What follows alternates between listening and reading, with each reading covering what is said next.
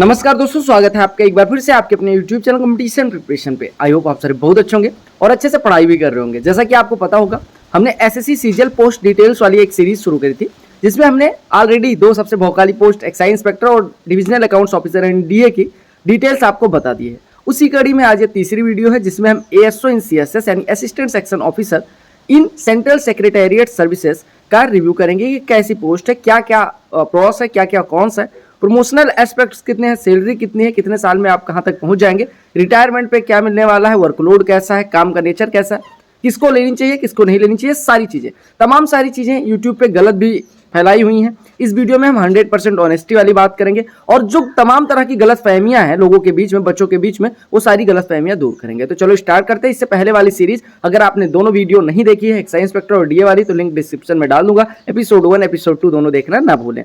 बाकी अगर आपको कुछ भी लगता है कि कुछ चीज़ नहीं कवर हुई, हालांकि मैंने 100% चीज़ें ट्राई टू कवर, बट ऐसा अगर आपको लगता है कि कोई चीज़ छूट गई है तो कमेंट सेक्शन में हमसे पूछ सकते हैं। I will try to reply each and every question asked by you. चीज और बता दूं कि ये जो डिटेल्स हैं, ये ना केवल मेरे एक्सपीरियंस पे, मेरे 2 साल के वर्किंग एक्सपीरियंस के बेस्ड है, बल्कि ये मेरे सीनियर्स जो ऑलरेडी कई सारे प्रमोशन ले चुके हैं, सबके एक्सपीरियंस पे बेस्ड है। सबसे मैंने बातें करी, उस हिसाब से जो आउटपुट निकला वो सारी चीजें इस वीडियो में पिरोई गई हैं। ठीक है, तो चलो अब स्टार्ट करते हैं। Of ASO in CSS. सबसे पहले इसमें आता है अबाउट किस पे लेवल की जॉब है। तो आपको मैं बता दूं, सीजीएल की हाईएस्ट जो ग्रेड पे होती है वो पे लेवल 8 होती है। डबल एओ और डबल ओ में 2 होते हैं, assistant audit officer, assistant accounts officer. उसके बाद पे लेवल 7 सबसे हाईएस्ट पोस्ट होती है, सारी इंस्पेक्टर पोस्ट इसी में होती है, सारी एएसओ पोस्ट पे लेवल 7 की जॉब होती है और इसका जो बेसिक पे होता है वो 44,900 होता है। ठीक है, दूसरा अगर हम सैलरी की बात करें तो जब आप ज्वाइन करेंगे, आपको पता है डीए 42% हो गया, तो आपकी जो सैलरी होगी स्टार्टिंग होगी 74K यानी 74,000 इन हैंड के अराउंड। कुछ लोग आपको salary excise inspector latest joining की 72-73 दिखा रहे हैं, उसमें टैक्स डिडक्शन पहले साल में, चूंकि जॉब उतनी नहीं होती कि आप टैक्स लैब में आ पाए, तो इस वजह से टैक्स नहीं करता। टैक्स कटने के बाद सैलरी थोड़ी कम होती है और जब आप आईटीआर फाइल करते हैं तो आपका टैक्स रिटर्न हो जाता है, जितना आप बचा पाते हैं उतने पे रिबेट मिल जाता है। इतना सा सिंपल सा क्राइटेरिया। अब नेचर ऑफ जॉब पे बात करें, देखो 2-3 चीजें ये मैंने जो ट्रू मेंटर्स हैं उन्होंने ये उठाया था और उसी को मैं संशोधित करूंगा, क्योंकि मैं ऑलरेडी 2 साल से वर्किंग हूं और मैं टच में हूं लगभग डिप्टी सेक्रेटरी और डायरेक्टर लोगों से भी, जिनसे मुझे जॉब का ब्रीफ आइडिया भी मिला है। और बहुत सारी मिनिस्ट्री में मेरे सारे दोस्त, मतलब लगभग 300 लोग होंगे जो एएसओ इन सीएसएस होंगे और मेरे कांटेक्ट में होंगे, जिनको मैं जानता हूं। उनसे सारी लोगों से रफ आइडिया लेने के बाद ये वीडियो बनाई जा रही है। नेचर ऑफ जॉब आपको मैं बता दूं, असिस्टेंट सेक्शन ऑफिसर जो होता है उसका काम होता है किसी भी काम को इनिशिएट वही करता है, क्योंकि सबसे मतलब छोटा ऑफिसर आप होते हो, सबसे छोटे ऑफिसर आप होते हो, हर काम आपसे इनिशिएट होता है। तो आप ही फाइल इनिशिएट करते हो और वो फाइल पे आपके फिर एसओ के बाद अंडर सेक्रेटरी के बाद डिप्टी सेक्रेटरी के बाद डायरेक्टर के बाद ज्वाइंट सेक्रेटरी, फिर एडिशनल सेक्रेटरी, उसके बाद आपकी मिनिस्ट्री के सेक्रेटरी के या मिनिस्टर तक के साइन हो सकते हैं उस फाइल पे। तो आप एक चीज और बता दूं, आपकी जॉब इतनी क्रूशियल होती है, जैसा कि हमारे मतलब जो सीनियर्स हैं एएस एंड एसएस लोग भी बताते हैं कि आपने जो एक बार फाइल में कच्चे चिट्ठे में लिख दिया वो चीजें सब तक जानी है, तो इस वजह से आपकी जॉब क्रूशियल होती है। हाँ, लोग जरूर बोलते हैं कि क्लरिकल नेचर की जॉब बहुत फैलाया जाता है, एएसओ इन सीएसएस क्लर्क है। मैं बताऊं, मुझे एमईए छोड़ के सारी पोस्ट मिल रही थी। अगर मैंने एएसओ इन सीएसएस चुना तो मैं ये ऐसा नहीं था कि मैं ऐसे चला जाता किसी चीज को अट्रैक्ट करने की वजह से। आपकी जो जॉब होगी वर्दी नहीं है। बाकी एक्साइज इंस्पेक्टर भी पूरे टाइम इंस्पेक्शन पे नहीं रहता, और जब से ऑनलाइन चीजें हुई हैं तब से एक्साइज इंस्पेक्टर भी एक टाइप का क्लर्क ही हो गया। ऑफिस काम सबको करना पड़ता है। मजिस्ट्रेट, इवन जब मजिस्ट्रेट अपनी ऑफिस में बैठता है तो उसका भी काम फाइल का ही होता है। इवन बहुत सारे आईएएस जो मिनिस्ट्री में हैं वो भी अपने आप को ऐसे तो क्लर्क बोल सकते हैं, क्योंकि उनका भी काम फाइल का ही होता है। तो ऐसे वाला क्लर्क नहीं होता। बेसिकली क्लर्क का मतलब कि आपको फाइल वर्क होता है। ठीक है, और आपको एक चीज और बता दूं, ऐसा नहीं है कि पूरे टाइम आपको फाइल वर्क ही करना है। आपको डिफरेंट कई बार इनपुट्स लेने होते हैं। अब आपके सेक्शन पे डिपेंड करता है कि आपका सेक्शन कैसा है। मिनिस्ट्री में आप पहले एएसओ इन सीएसएस लेते हो, उसके बाद आपको मिनिस्ट्री आपके रैंक के हिसाब से पहले रैंडम कर देते थे। हमारे टाइम पे रैंक के हिसाब से आपको मिनिस्ट्री मिली, जिसमें सबसे ज्यादा कट ऑफ, जिसमें सबसे कम पोस्ट रहती है उसकी कट ऑफ हायर जाती है उस मिनिस्ट्री की। अदरवाइज एमएचए वगैरह मिनिस्ट्रीज हैं जो जिसकी कट ऑफ ज्यादा जाती है। ठीक है, मिनिस्ट्री ऑफ होम अफेयर्स क्यों जाती है उस पर हम बाद में बात करेंगे। दूसरी चीज आपको मैं सबसे बड़ी बात बता दूं कि एएसओ इन सीएसएस लेने के पीछे पहली चीज, आपका जो जॉब होता है वो क्लरिकल नेचर का बहुत ज्यादा यूट्यूब पे फैला हुआ है। अभी लोगों को ये नहीं पता कि कोई सी भी पोस्ट ले लोगे, एक्साइज का जहां पे लोकेशन ले लोगे वहीं पे आपको पूरी लाइफ नौकरी करनी है। लेकिन सीएसएस एक ऐसी आपको पोस्ट देता है, एएसओ इन सीएसएस एक ऐसी पोस्ट है जिसमें आपको डिफरेंट मिनिस्ट्रीज में, डिफरेंट सेक्शंस में, डिफरेंट ऑर्गेनाइजेशंस के साथ आपको काम करने का मौका मिलेगा। यानी आप अपने लाइफ टाइम में 5 से 6 मिनिस्ट्री घूम सकते हो, इवन उससे ज्यादा भी हो सकता है। कई बार क्या होता है, आपको मिनिस्ट्री पसंद आ जाती है और काम पसंद आ जाता है, या मिनिस्ट्री को आप पसंद आ जाते हो तो आप ज्यादा मिनिस्ट्री नहीं चेंज कर सकते, है ना। कई बार आपको वो आपके उस पर निर्भर करता है आप कितना कंफर्टेबल। दूसरा, ये सबसे गलत चीज इसमें मैंने देखी, प्रमोशन। इसमें लिखा है कि प्रमोशन आपको एसओ 8 से 10 साल में बनोगे और अंडर सेक्रेटरी 12 से 15 साल में बन जाओगे एसओ बनने के बाद। तो एएसओ इन सीएसएस में प्रमोशन सबसे स्लो है, इसमें लिखा हुआ। मैं आपको बता दूं कि एएसओ इन सीएसएस, एयू जो होता है असिस्टेंट इन्फोर्समेंट ऑफिसर ईडी में, इन्फोर्समेंट डायरेक्टरेट में, उसका प्रमोशन लोग तेज कहते हैं, लेकिन मैं गारंटी के साथ कह सकता हूं कि एसएससी सीजीएल की सबसे तेज प्रमोशन वाली नौकरी एएसओ इन सीएसएस है। कोई ये मना ही नहीं कर सकता। कोई बता दे मुझे जो मैं सेम बैच का एएसओ इन सीएसएस लेके आऊंगा और उससे बेटर पोस्ट पे किसी भी डिपार्टमेंट में कोई हो, ठीक है। तो ये प्रमोशन वाला, प्रमोशन का मैं एस्पेक्ट बता देता हूं कि आप जैसे मेरी ज्वाइनिंग हुई 2021 में, I will be eligible to sit in LDC exam. एक आपका एग्जाम होता है जो यूपीएससी कंडक्ट करवाती है, एलडीसी। उस एग्जाम में जब मेरे 4 वर्किंग ईयर्स और 5 एपीआर कंप्लीट हो जाएंगे तो मैं उस एग्जाम के लिए एलिजिबल हो जाऊंगा। क्योंकि आपके मेंस से अगला वाला जनवरी जो होता है, अगर आपका मेंस जून से पहले हुआ है तो उससे पिछला वाला जनवरी, और अगर जून के बाद हुआ है यानी जुलाई के बाद तो अगला वाला जनवरी आपका कंसीडर किया जाता है। हमारा मेंस 19 सितंबर में हुआ था, सितंबर 2019 में, तो हम 2020 से हमारी सर्विस कैलकुलेट की जाएगी। तो 2024 दिसंबर में हम एलिजिबल होंगे अपनी जॉब का एलडीसी एग्जाम देने के लिए। और if I crack LDC exam on very first attempt तो I will be SO of 2024 batch, 2024 batch का एसओ हो जाऊंगा। अब एसओ के बाद मैं 4 साल बाद एसओ पे लेवल 10 में पहुंच जाऊंगा। एसओ पे लेवल अभी जो हमारा प्रमोशन होगा अगला 4800 में होगा, मतलब जब मैं 2024 में बनूंगा तो 4800 में। उसके बाद यहाँ 9 नहीं है, पे लेवल 9 नहीं है, पे लेवल 10 है, एसओ बन जाऊंगा 5400, एसओ 5400 उसको बोलते हैं। उसके 4 साल बाद अंडर सेक्रेटरी, यानी 2024 में अगर मैं एसओ बन जाता हूं, 25 मान लो, 25 में एसओ बन जाता हूं, 25 4 29 में 5400, 29 4 33 में अंडर सेक्रेटरी। नो मतलब सीनियरिटी अगर मेरी अच्छी है, सबसे लास्ट रैंक लेके नहीं है, तो 33 में नो डाउट मैं अंडर सेक्रेटरी बन जाऊंगा। 33 से 5 साल मैक्सिमम, 5 से 6 साल मान लो मैक्सिमम लेके चल रहा हूं, तो 39 में मैं बन जाऊंगा डिप्टी सेक्रेटरी। और 39 से 10 साल मान लो डायरेक्टर बनने में, तो 49 में मैं बन जाऊंगा डायरेक्टर।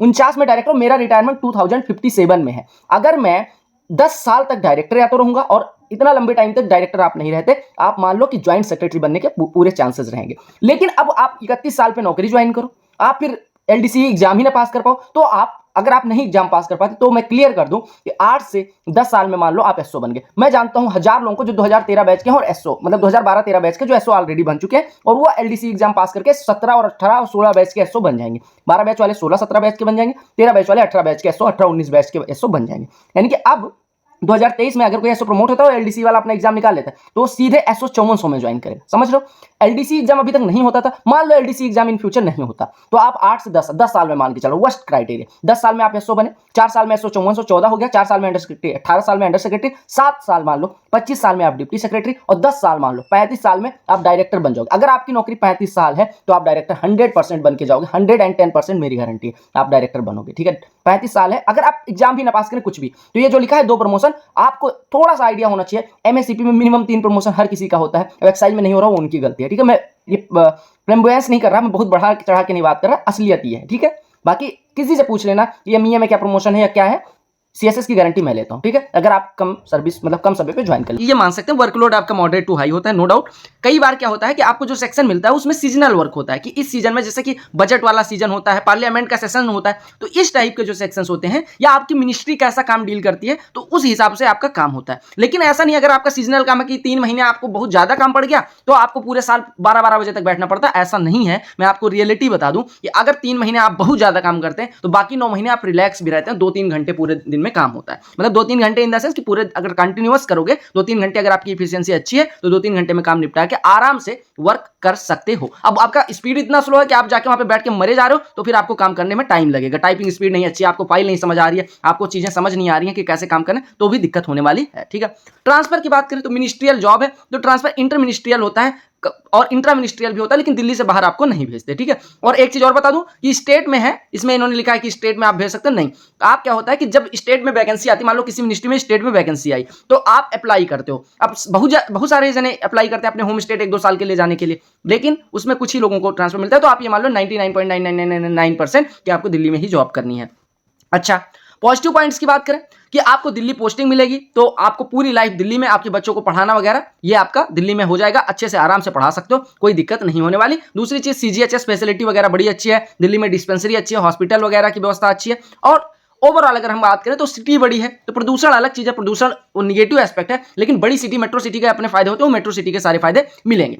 अब जो सबसे बड़ा पॉजिटिव पॉइंट होता है सीएसएस में एएसओ बनने का, मैं सबको एएसओ लेने के लिए वो नहीं कर रहा, लेकिन बता रहा हूं आप जहां पे बैठ के काम कर रहे होते हो वो दुनिया का नहीं, भारत का सबसे सेफेस्ट, भारत का सबसे प्राउड वाला मोमेंट जहां पे आपको बैठ के आता है वो होती है एएसओ। चाहे वो आप मिनिस्ट्री ऑफ डिफेंस में हो, चाहे मिनिस्ट्री ऑफ होम अफेयर्स में हो, मिनिस्ट्री ऑफ कल्चर में हो, मिनिस्ट्री ऑफ पेट्रोलियम, कहीं भी हो, नॉर्थ ब्लॉक, साउथ ब्लॉक, आपको वाणिज्य भवन, उद्योग भवन, कृषि भवन, कहीं भी जो बैठने का मौका है ना, वायु भवन, वो अलग ही है, वो कभी आप नहीं बैठ पाओगे अगर वो पोस्ट नहीं लेते, तो वहां पे बैठने के अलग ही फील आती है। आपकी ऑफिस कैसी भी हो, आपका काम कैसा भी हो, लेकिन वहां पे घुसना, वहां पे आई कार्ड टांग के वो घुसना, वहां पे जिस मोन्यूमेंटल बिल्डिंग में आप बैठ रहे हो वहीं पे मिनिस्टर बैठ रहे हैं, तो वो अलग बात होती है, वो मतलब एक वाइब है, ठीक है।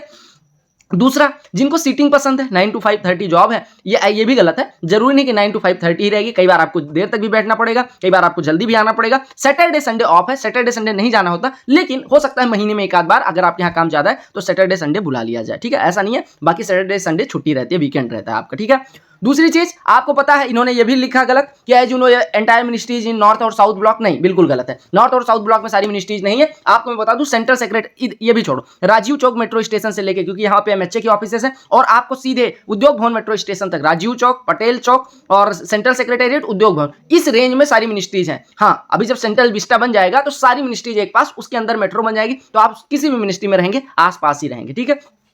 तो ये पॉजिटिव पॉइंट है। और एक चीज और बता दूं, आपकी जो जॉब है, एक और प्लस पॉइंट जोड़ लेना, अगर आप दिल्ली के हैं या दिल्ली से बाहर के भी हैं, तो अगर आप कहीं भी मेट्रो के पास रूम ले लेते हैं, तो आप एक चीज मान लीजिए, आपकी ऑफिस होगी वो मेट्रो के आसपास ही होगी, यानी मेट्रो के बगल में ही आपकी ऑफिस होने वाली है, ठीक है। और आपको डिफरेंट मिनिस्ट्रीज में वर्क करने का मौका मिलेगा, ये तो मैंने बता ही दिया, ठीक है। अब ग्राउंड रियलिटी की बात करें, इन्होंने लिख दिया क्लरिकल जॉब है तो ऑफिसर लाइक फीलिंग नहीं मिलेगी। एसएससी सीजीएल की किसी पोस्ट में आपको, अगर आपको लगता है, इवन एसएससी सीजीएल छोड़ो, मिनिस्ट्री में कोई भी जो ज्वाइंट सेक्रेटरी भी हैं, वो भी वो वाला ऑफिसर, तमाम सारे आईएएस हैं जो 95 बैच 99 बैच के ऑफिसर हैं, जो ज्वाइंट सेक्रेटरी वगैरह यहाँ पे लगे हुए हैं, ज्वाइंट सेक्रेटरी वगैरह हैं, लेकिन वो जो आपका जो मजिस्ट्रेट होता है जिले में होता है, वो वाला यहाँ पे नहीं होता, कि जिले में क्योंकि पब्लिक डीलिंग होती है, यहाँ पे पब्लिक डीलिंग नहीं है, तो वो अगर आपको वैसा ऑफिसर बनना है तो वो वाला ऑफिसर आप कहीं भी एसएससी सीजीएल की किसी पोस्ट में नहीं बनोगे, क्योंकि एसएससी सीजीएल की कोई पोस्ट पब्लिक डीलिंग की पोस्ट नहीं रह गई। इनकम टैक्स डिडक्शन भी अब आप इनकम टैक्स ऑफिसर बनके भी पब्लिक डीलिंग नहीं करते हो, ठीक है। तो ये जो लिखी हुई लाइन, इसका मैं खंडन करता हूं। ये जो कहा गया कि फाइल पुट करोगे सीनियर, आपको पता है फाइल पुट करना क्या होता है, ऐसे उठा के रखना नहीं होता, फाइल में क्या करना होता है वो सबको पता है। हालांकि आपको मैं रियलिटी बताऊं कि पूरे दिन काम एक ही जैसा रहेगा, आपको मैटर रिसीट आएंगे, उस पर आप काम करोगे, एक ही भाषा, एक ही तरह का काम होता है, क्योंकि आपके सेक्शन का जनरली एक ही तरह का काम होता है। और मुझे लगता है कहीं ना कहीं अगर इसका एक एस्पेक्ट देखें तो मोनोटोनस हो जाता है, लेकिन दूसरा एस्पेक्ट देखें तो एक ही टाइप का काम रहते रहते आपको उसमें फ्लुएंसी आ जाती है। तो जो काम आप शुरू में 6 घंटे में कर रहे होगे, वो जाके लास्ट में आप 1-2 साल बाद 2 घंटे 3 घंटे में कर रहे होगे, ठीक है। दूसरी चीज आपको बता दूं कि आपके जो ऑफिसर्स हैं उस पे आपकी हर जॉब जो होती है, आपकी जो जॉब होती है वो आपके ऑफिसर्स पे डिपेंड करती है, कोई भी डिपार्टमेंट हो, एएसओ इन सीएसएस हो या कोई भी हो। तो अगर आप जाते हो कहीं भी, तो अगर आपके एसओ से बॉन्डिंग अच्छी है, एसओ अच्छे हैं, मतलब नेचर अच्छा है, तो छुट्टी का भी कोई सीन नहीं है, आप अपना काम करो, माहौल अच्छा। अगर आप देखो, एक चीज बताओ, किसी भी जॉब में जाना, आप अगर अपने बॉस से माहौल अच्छा बना के रखोगे, बॉन्डिंग अच्छी रखोगे, तो आपको खुद ही काम करने में मजा आएगा। आपके कलीग्स जो है, आपके नीचे जो काम कर रहे हैं, आपके अंडर कोई किसी मिनिस्ट्री में नहीं रहेगा, किसी भी डिपार्टमेंट में नहीं रहेगा, आपसे नीचे जो काम करेंगे वो भी आपके, अगर मतलब उनसे बॉन्डिंग अच्छी है, वो भी अगर आपके चाहने वाले हैं, तो बड़ा सही रहता है मेरे हिसाब से। क्योंकि मैं अपने सेक्शन में, मैं और मेरे कलीग भी जो हैं, वीर वगैरह, सारे बड़े खुश हैं, ठीक है। तो ये बात करें।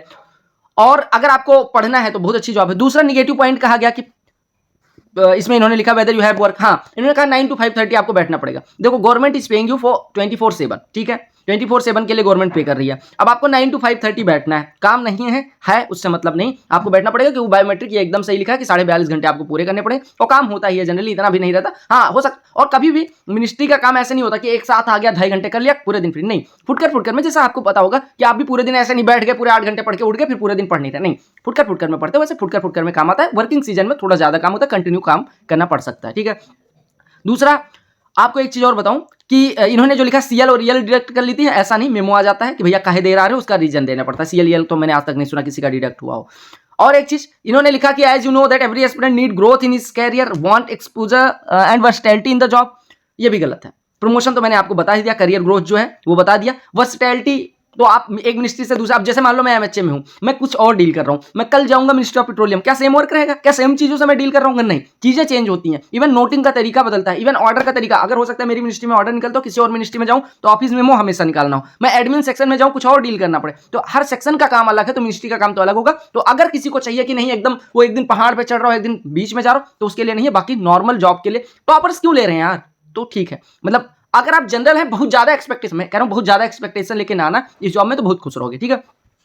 आपसे कहा गया in the office you do not have any administrative power, no doubt, बिल्कुल पावर नहीं है। अगर तुम्हें लगता है कि ऑफिस में तुम जाके रौला बोलोगे तो बिल्कुल पावर नहीं है आपको। गवर्नमेंट, यार तुम गवर्नमेंट ऑफ इंडिया के लिए काम कर रहे हो, गवर्नमेंट ऑफ इंडिया का काम कर रहे हो, वहां पे बैठ के जो पूरे भारत में पॉलिसीज मेकिंग हो रही है, पॉलिसी का जो उस पर तुम काम करो, उस पर इनपुट्स देख रहे हो, उस पर चीजें काम कर रहे हो, तो तुम्हें पावर तो नहीं। तुम वहां जनता से, जहां पे अनपढ़ जनता से डील करोगे, जहां पे पढ़ी लिखी जनता से नहीं डील करोगे। कहीं जगह कांस्टेबल भी अपने आप को पावरफुल समझते हैं क्योंकि जनता मूर्ख है। जहां पे जनता पढ़ी लिखी है, दिल्ली में मैंने देखा एसआई की, अगर उनके ज्यूरिसडिक्शन में आ गए, अगर आप फंस गए तो वैल्यू है, अगर नहीं फंसे तो कोई वैल्यू नहीं है। बाकी किसी भी ऑफिसर की क्या वैल्यू होती है वो आप मिनिस्ट्री में आके पता चलेगा कि क्या वैल्यू होती है आपको। जब अगर मान लो आप एडमिन सेक्शन में हो, आपको कई बार डीएस और वो सर कह के बुलाएंगे, या फिर मेरी मिनिस्ट्री में जिनसे मैं डील करता हूं वो सारे मुझसे बड़े पोस्ट वाले आते हैं, सब सर सर कह के बोला। मुझे नहीं समझ आता कि किस एडमिनिस्ट्रेटिव पावर की, हाँ साइनिंग अथॉरिटी कोई 4600 का बंदा नहीं है तो नहीं हो गया आप, ठीक है।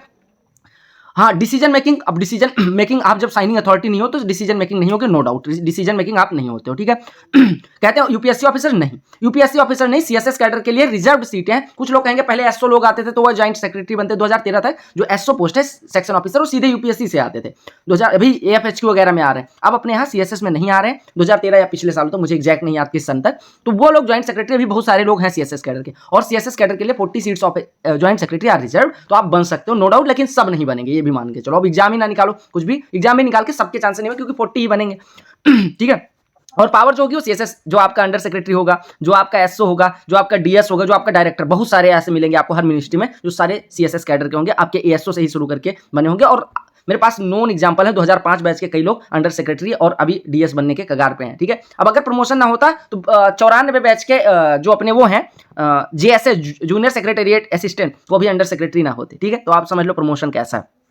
Another negative point of this post that near ministry the cost of living is very high, बिल्कुल सही है, नियर मिनिस्ट्री तो आप रह ही नहीं सकते, मिनिस्ट्री के आसपास है ही नहीं कुछ, ठीक है। एक चीज और बता दूं, इन्होंने लिखा कि you will not be able to get, हाँ ठीक है, क्योंकि मिनिस्ट्री के आसपास जो रूम है वो केजी मार्ग वगैरह पे हैं, वो सारे आपको गवर्नमेंट क्वार्टर शुरू में अलॉट नहीं होते। टाइप 3 के लिए आप एलिजिबल होते हो, 3 BHK के लिए आपको शुरू में नहीं अलॉट होंगे वो क्वार्टर। हाँ अगर आपको लेना है तो उसी, जैसे मैं अब एलिजिबल हूँ, कौन सा क्वार्टर मिल जाएगा मुझे अपने नियर बाई का मिलेगा, मिनिस्ट्री के नियर बाई का, यानी बेस्ट क्वार्टर्स नहीं मिल पाएंगे अभी, क्योंकि सीनियरिटी बहुत ज्यादा होती है, बहुत सारे लोग वेटिंग में होते हैं, तो आपको जस्ट गवर्नमेंट क्वार्टर नहीं मिलता। अगर आपको फ्लैट लेना है तो दिस विल कॉस्ट यू ना 2 से 2.5 घंटे नहीं, हाँ ये मान लो कि इतना होगा कि आप अगर 20,000 रुपए महीने तक खर्च करते, रहने खाने सबका हो जाएगा। और एक चीज और बता दूं, आपके 20,000 रुपए अगर खर्च कर दोगे तो आपके डेली आने जाने का खर्चा मयूर विहार वगैरह से मान लो कि 20 रुपए आने का, 20 रुपए जाने का, 40-50 रुपए में आने जाने का हो जाएगा। और एक चीज और बता दूं, मैं जहां से रहता हूं वहां से 54 रुपए आने जाने का और 15,000 रुपए में रहने खाने का हो जाता है, ठीक है। तो ये आप देख लो, 40 मिनट मुझे जाने, 40 मिनट आने के लगते हैं, ठीक है। और दिल्ली मोस्ट पॉल्यूटेड सिटी है, बिल्कुल सही है, ये बिल्कुल पॉइंट से एग्री करता हूं। और कंजेस्टेड है, बिल्कुल एग्री करता हूं। और आपको क्लियर ईयर और पीस ऑफ लाइफ नहीं मिलेगी, वो डिपेंड करता है ईयर का, तो मैं भी गारंटी लेता हूं ईयर नहीं मिल रही है, लेकिन पीस ऑफ लाइफ अगर आपके दोस्त अच्छे हैं तो आप, हरिद्वार बगल में, उत्तराखंड बगल में है, आपके बगल में मनाली है, आपके बगल में बहुत सारी जगह हैं। मेट्रो सिटीज के नुकसान तो हैं, लेकिन अगर इतना नुकसान है तो दिल्ली में लोग रह क्यों रहे हैं। अगर आप होम सिक हैं, आप बड़ी सिटी में नहीं रहे तो आपको प्रॉब्लम होगी। अदरवाइज मेरे लिए दिल्ली, मैं यूपी का हूं, मेरे पास लखनऊ ऑप्शन था, एक्साई लखनऊ लेता, लेकिन मुझे मतलब पर्सनली मुझे एक्साई नहीं पसंद था और दूसरा दिल्ली पसंद है। दिल्ली में रह रहा हूं काफी दिन से, वो दिल्ली मुझे सही लगता है, तो मेरे लिए सही है। अगर आप दिल्ली नहीं रहना चाहते, आप अपनी सिटी में कंफर्टेबल है, नो डाउट आप वहीं रहें।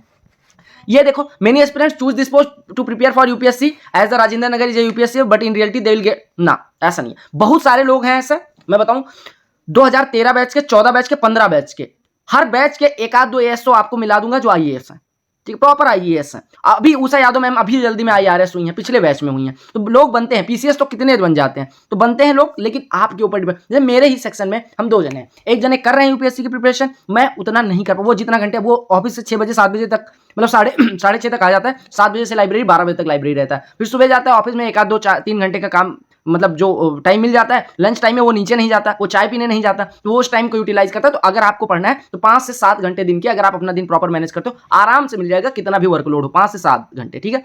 अब हो सकता है कुछ दिन 2-4-10 दिन ना कर पाओ, तो इसका मतलब ये नहीं पूरे साल नहीं हो, 2-4-10 दिन आप पूरा नॉन वर्किंग भी होगे तो भी नहीं कर पाओगे, ठीक है। तो ये दिक्कत है, कई बार होगा कि आप नहीं कर पाओगे, नो डाउट, मतलब तैयारी ऐसा होगा कि 2-4 दिन नहीं एकदम पढ़ नहीं पाए, लेकिन हाँ ये पूरे साल नहीं चलने वाला, तो ये भी पार्शियली सही है, पार्शियली गलत है। ये पोस्ट किसके लिए सुटेबल है अगर हम बात करें, ठीक है, अगर आप दिल्ली से हैं तो आपके लिए बेस्ट पोस्ट है, पहली चीज, नो डाउट। अगर आप गर्ल्स हैं तो आपके लिए बेस्ट पोस्ट है, नो डाउट। बहुत अच्छा वर्किंग एनवायरनमेंट मिलेगा, बहुत अच्छा कलीग मिल जाएंगे और सपोर्टिव कलीग। मैंने सीएसएस में एक चीज देखा, मेरा कोई दोस्त 1-2 को छोड़ के, 4 जो हर जगह जाके रोते उनको छोड़ के, या 2-4 सही में परेशान जिनके सीनियर खराब मिल गए, बाकी सारे बहुत खुश हैं, मतलब अपने वर्किंग एनवायरनमेंट को लेके। और आपको एक चीज और बता दूं कि सीएसएस में मेरे बैच वाले जो छोड़ भी रहे हैं, अभी कई सारे आए हैं कि मतलब 19 बैच, 20 बैच, 21 बैच, 22 बैच, ये आएंगे, इनको वैल्यू होगी, 22 बैच को भी वैल्यू, क्योंकि हमारा बैच 834 का था, ठीक है, 7300 या 7500 रैंक तक सीएसएस में लोग आ गए थे। तो कई सारे लोग चूंकि वो ओवर अचीव कर लेते हैं तो वो उस चीज को वैल्यू नहीं करते। बाकी उन्हीं लोगों को 19 में जो एएसओ बने हैं, 20 में एएसओ बने हैं, जब 100-150 वैकेंसी थी तो उनको सबको अपना पता चल गया कि भैया कितनी बड़ी, मतलब बढ़िया पोस्ट है। जब आदमी को ऐसे मिल जाता है तो वो रिव्यू कुछ भी कर देता है। तो मेरे बैच वाले कुछ लोग खराब भी करते हैं, कुछ लोग गिने चुने लोग, बाकी अपनी जॉब की वैल्यू अगर करें तो ओवरऑल अगर हम बात करें, अगर आप, इन्होंने लिखा those who do not want any further preparation, I know CSS वही लोग लेते हैं जिनको यूपीएससी प्रिपरेशन करना होता है। 99% सीएसएस के एएसओ, एमईए के एएसओ, इवन किसी भी मिनिस्ट्री के एएसओ आप देख लो, वो रेलवे हो, चाहे आईबी हो, चाहे एएफएचक्यू हो, चाहे सीएसएस हो, चाहे एमईए हो, किसी भी मिनिस्ट्री का एएसओ जो होगा वो इसी वजह से एएसओ लिया, मतलब उसके कहीं ना कहीं 10% दिमाग में ये रहता है यूपीएससी की प्रिपरेशन करना है तो दिल्ली में रहूंगा, टाइम मिल जाएगा, इसलिए लेते हो। तो ये तो पॉइंट बिल्कुल गलत है। तो ओवरऑल अगर मैं जनरलाइज करूं, जैसे इन्होंने लिखा you do not belong to Delhi और नियर बाई स्टेट्स, यानी 100 किलोमीटर के अंदर आपको 90% लड़के ऐसे मिल जाएंगे जो दिल्ली के नहीं है और सीएसएस में एएसओ हैं, ठीक है। तो पहला चीज ये गलत है। बाकी अगर आपको होम सिकनेस है तो ना लें, ठीक है। आपको अगर 2800-4200 मिल रहा है अपने होम टाउन में, अगर आपको रहना है बढ़िया है, बहुत अच्छा है, आप जा सकते हैं। आपको नियरली 20,000 रुपए रेंट, नहीं ना, बिल्कुल गलत है। 20,000 आपका डिपेंड करता है। अब मैं बताऊं, आपको अगर रहना है कहीं दिल्ली में ही कहीं रहना है तो रहने के बहुत सारे इलाके हैं। मुखर्जी नगर में मेरे नोन कई सारे एएसओज हैं जो 10,000 में रहना खाना सब कर रहे हैं, आराम से रह रहे हैं, क्योंकि 7,000 का रूम, 3,000 का टिफिन या खाना वाना लगा, 10,000 में वो मौज कर रहे हैं। नहीं, अब हम 15,000 18,000 खर्च कर रहे हैं। मेरे कुछ और दोस्त हैं जो 22,000 25,000 खर्च कर रहे हैं। तो डिपेंड करता है। अगर आप वाई सिटी से हो, वाई सिटी वाली लिविंग चाहिए आपको, अगर आप आईएएस के बेटे नहीं हो, किसी मंत्री के बेटे नहीं हो, तो आप जाके 15,000 तक रहना खाना सब हो जाएगा, कोई दिक्कत नहीं होने वाली, ठीक है। अब ऐसे कहो कि अकेले 3 BHK फ्लैट लेके तो पूरी सैलरी भी खत्म कर सकते हो, वो आप पे डिपेंड करता है, ठीक है। बाकी हाफ ऑफ सैलरी बहुत लोग पूरी खर्च कर देते हैं, ये भी गलत है। एक्सपोजर चाहिए, एक्सपोजर नहीं है, नो, इसमें मैं एग्री करता हूं। अगर आपको एक्सपोजर चाहिए ना लो कोई पोस्ट, ओवर एक्सपेक्टेशन लेके इधर ना आना, ठीक है। ग्रोथ इन लाइफ, अगर आपको मैंने प्रमोशन एस्पेक्ट समझा दिया, अगर आपको उससे ज्यादा ग्रोथ चाहिए ना, ये कोई दिक्कत नहीं है। अगर CSS, as we are in talk with CSS working, they said most of candidate are again to get home state. अब देखो मैं बताऊं, मेरे बैच में 834 ने, छोड़ो वो 2013 बैच की बात करूं, 1300 लोगों ने ज्वाइन किया था, जिसमें से 1200 समथिंग लोग अभी भी वर्किंग, 1260 कह रहा हूं, यानी 40-45 लोग अभी तक छोड़ के गए हैं 13 बैच के। 2013 से 2023 चल 10 साल में अभी तक 60 लोग छोड़ के गए हैं। अब आइडिया लगा लो कि कितने लोग छोड़ के जाते हैं, कितने लोग, ऐसा नहीं वो लोग टैलेंटेड नहीं थे, उसमें भी फर्स्ट रैंक थी, ठीक है। तो ऐसा नहीं है। कंक्लूजन की अगर हम बात करें, रियल पिक्चर मैंने बताई आपको, बहुत बड़ा पावर नहीं मिलेगा, नो डाउट। आप जो एक्सपोजर की डिमांड कर रहे हैं कि आप ऐसे एंट्री कर रहे हो सैल्यूट ठोकने वाले, बिल्कुल नहीं होगा। तीसरा, आपके अंडर कोई नहीं होता, आपके नीचे काम करने वाले डीओज होते हैं, जेएसए होता है, एसएसए होता है, एमटीएस होते हैं, कॉन्ट्रेक्चुअल डीओ होता है, कॉन्ट्रेक्चुअल एमटीएस होते हैं, ये सब आपके नीचे होते हैं पोस्ट में, लेकिन आपके अंडर नहीं होते। हाँ, आप काम कहोगे तो कर देंगे, अंडर किसी के कोई नहीं होता। गवर्नमेंट सर्विस में एक चीज ध्यान रखना, ठीक है।